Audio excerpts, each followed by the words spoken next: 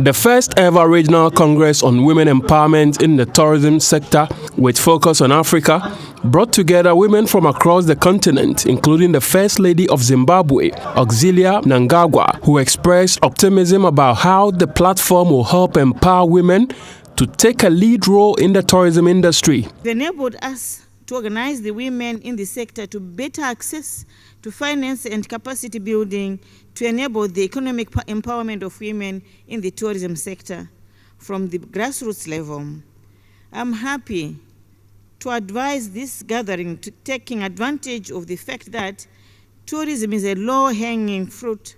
Most women in Zimbabwe have been involved in the setting up of tourism businesses, especially in the accommodation sector.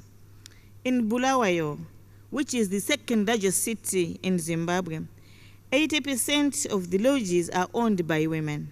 Secretary General of the World Tourism Organization, Zura Pololishkavili, says the time has come for Africans to write their own stories and highlight the tourism potential on the continent. Culture is another strong point, and we need to give more visibility because African culture, unfortunately, is not as well presented as rich as it is.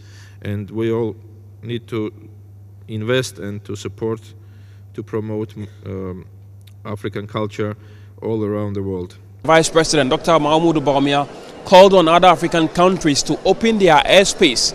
According to him, that is one of the surest way of boosting the tourism sector within the African continent. We want to implement a single air market. Today, traveling from one country to the other is very difficult, as all of you will testify. And we are very protective of our individual markets when we don't even have airlines. And it doesn't make sense. We need to open up the skies, have a single air market, and we will have a lot of travel across the continent. He also announced government plan to launch the universal QR code as part of moves to make transactions cashless. One of the major problems we have for tourists as they go across sometimes is payment and carrying cash depending on where you are. Ghana is going completely digital. We have launched mobile payments interoperability, which then means that we can, mobile wallets are interoperable with bank accounts. And next month, we are launching a universal QR code, which will take Ghana very cashless over time, which means all a market woman or a business needs is a mobile phone.